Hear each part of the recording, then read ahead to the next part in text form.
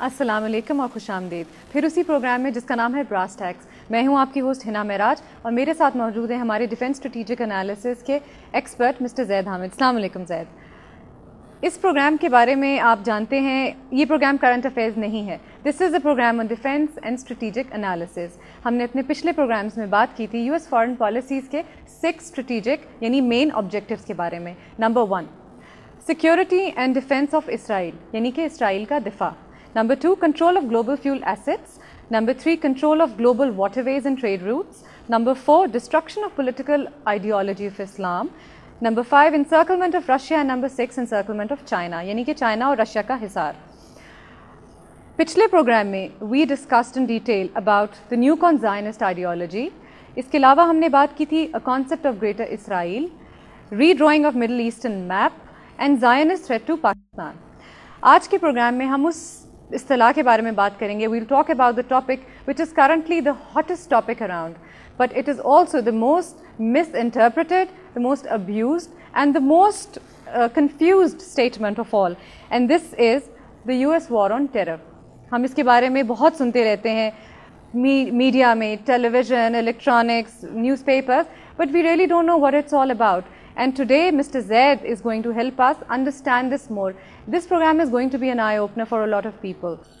ہم نے اپنے پچھلے پروگرام میں آپ کو ایک ڈاکیومنٹری دکھائی تھی جو ہمارے ساتھی اسامہ کیسر نے ترتیبی تھی.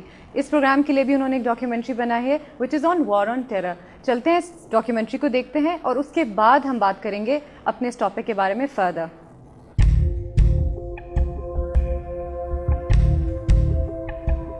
سانحہ 9/11 کے ایک ماہ بعد 7 اکتوبر 2001 کو بش انتظامیہ کی افغانستان پر مسلط کی جانے والی جنگ تاحال جاری ہے. اس جنگ کو امریکی صدر بش کی بالادستی کی مہم کا نقطۂ آغاز قرار دیتے ہوئے وار آن ٹیرر کہا گیا. افغانستان پر امریکی جارحیت کے معلوم مقاصد اسامہ بن لادن کی گرفتاری, القاعدہ کا صفایا اور طالبان حکومت کا خاتمہ تھا, جو القاعدہ جنگجوؤں کے لیے محفوظ تربیتی کیمپوں کی مہمانداری کے ذمہ دار قرار دیے گئے تھے. امریکی اور برطانوی افواج کی سربراہی میں اتحادی افواج نے نہ صرف فضائی بمباری کے ذریعے حملوں کا آغاز کیا بلکہ دوسری جانب زمینی پیش قدمی کے لیے بھی ابتدائی طور پر شمالی اتحاد کی مدد حاصل کی. امریکی افواج کی سرکردگی میں اتحادی افواج کو آپریشن انڈیورنگ فریڈم کے لیے پاکستان نے ہر ممکن لاجسٹکس اور انٹیلیجنس امداد فراہم کی. وار آن ٹیرر کے نام سے شروع ہونے والی جنگ میں پاکستان نے ابتدائی طور پر 2 مقاصد کے حصول کے لیے شرکت کی. پہلا مقصد غیر قانونی قرار دیے گئے جہادی عناصر کی بیخ کنی, جبکہ دوسرا مقصد افغانستان سے ملحقہ سرحدی علاقوں سے القاعدہ کو جڑ سے اکھاڑ پھینکنا تھا. اسی بنا پر افغانستان میں طالبان کی حکومت کے خاتمے اور اتحادی افواج کے مکمل قبضے کے فوراً بعد پاکستان نے 2004 میں قبائلی علاقوں میں بڑے پیمانے پر عسکری کارروائی شروع کی اور عسکریت پسندوں کے ٹھکانوں پر پوری قوت سے سیکیورٹی فورسز نے حملے کیے. گزشتہ 4 سالوں کے دوران 700 سے زائد پاکستانی سیکیورٹی فورسز کے افراد شہید ہوئے, جبکہ سینکڑوں کی تعداد میں عسکریت پسند مارے گئے اور اتنے ہی گرفتار کیے گئے, جن میں سے نصف کے قریب امریکہ کے حوالے کر دیے گئے. تاہم اس لڑائی کے اثرات آج تک پاکستان کی قومی سلامتی کے لیے خطرہ بنے ہوئے ہیں. 2006 میں طالبان کی تنظیم نو اور اتحادی اور امریکی افواج کے خلاف مسلح جدوجہد نے اس صورتحال کو ایک نیا رخ دیا ہے. گزشتہ 2 سالوں کے دوران طالبان کی بڑھتی ہوئی عسکری کارروائیوں نے یہ ثابت کیا ہے کہ افغانستان میں نہ صرف طالبان کی جڑیں موجود ہیں بلکہ عسکریت پسند بھی پہلے سے زیادہ مضبوط ہیں. آپ نے ڈاکیومنٹری دیکھی. اب ہم باضابطہ آغاز کرتے ہیں اس پروگرام کا اور بات کرتے ہیں اپنے ایکسپرٹ مسٹر زید حامد سے. جی زید. ہنا, اس سے پہلے کہ ہم وار آن ٹیرر کے بارے میں آپ سے بات کریں, ہم تھوڑی سی بات فلسافیکل اور ہسٹوریکل بیک گراؤنڈ کی کرنا چاہتے ہیں جس کا تعلق پاکستان سے ہے. پاکستان ایک ایسی ریاست نہیں ہے جو کسی ہسٹوریکل ایکسیڈنٹ یا ایک پولیٹیکل کنسپریسی کے تحت وجود میں آئی ہو. پاکستان ایک نظریاتی اسلامی ریاست ہے جس کے قیام کی تاریخ کم از کم 200 سال پرانی ہے. یہ بات ہم کیوں کر رہے ہیں؟ اس لیے کہ اس پرسپیکٹو کو سمجھے بغیر وار آن ٹیرر میں جو کچھ ہو رہا ہے اس کے کانسیپٹ کو سمجھنے میں دقت ہوگی.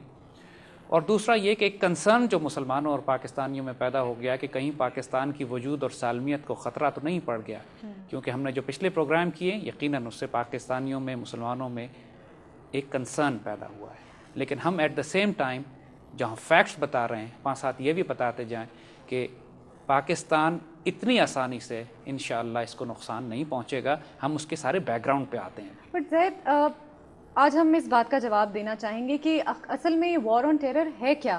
What really is war on terror? Is it really a war against terror اور does this have any other ulterior motives? آپ کو یہ پریسائسلی اس وقت سمجھ میں آئے گا جب بھی ہم بیک گراؤنڈ کو ڈسکس کریں گے. دیکھیے 1757 میں ہم نے بیٹل آف پلاسی لڑی تھی جو ہماری جنگ آزادی کی پہلی اٹیمپٹ تھی. 1799 میں ٹیپو سلطان شہید ہوئے، 1857 کی جنگ آزادی تھی، مگر 1947 میں ہم نے پاکستان حاصل کیا. تاریخ میں جو قوموں کے عروج و زوال ہوتے ہیں وہ ایک نسل یا دو نسل پہ نہیں چلتے، یہ اکثر دہائیوں یا صدیوں پہ چلے جاتے ہیں. 1601 میں ایسٹ انڈیا کمپنی انہوں نے بنائی، 1857 میں انہوں نے انڈیا پر قبضہ کیا، ان کو بھی 250 سال لگے. مسلمانوں نے ہندوستان پر 1000 سال حکومت کی، ہمارا زوال ہوتے ہوتے بھی 200 سال لگے.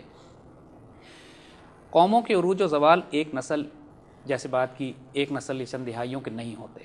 یہ جلد بازی کا کام نہیں ہوتا ہے، اس میں ایک تقدیر بنتی ہے، قومیں بنتی ہیں، تاریخ لکھی جاتی ہے، بڑے لوگوں کی کنٹریبیوشن ہوتی ہے. پاکستان کا قیام علامہ اقبال کے 2 خوابوں کی تعبیر تھی. پہلا انہوں نے ویژن دیا کہ اس علاقے میں مسلمانوں کی ایک خطے میں ایک ریاست قائم کی جائے. ان کا دوسرا ویژن یہ تھا کہ یہ ریاست مرکز بنے مسلمانوں کا، جہاں سے اسلام کی نشت ثانیہ یا اسلام کے عروج کے لیے ایک لانچ پیڈ مسلمانوں کو مل سکے. کوئی بھی ریاست جب وجود میں آتی ہے اس کے 3 نظریات، اس کے 3 ایلیمنٹس ہوتے ہیں. ایک اس کی آئیڈیالوجی ہوتی ہے، اس کے نظریات، دوسری اس کی حکومت اور عوام ہوتے ہیں، اور تیسری اس کے اندر اس کی اسٹیٹ ہوتی ہے، جیوگرافک باؤنڈریز. 1940 میں جب ہم نے ریزولوشن پاس کی تو اس وقت نہ ہمارے پاس حکومت تھی، نہ ہمارے پاس ریاست تھی، ہمارے پاس نظریات تھے. زید، ویل کنٹینیو فرام ہیئر. وقت ہوا ایک بریک کا، ملتے ہیں بریک کے بعد.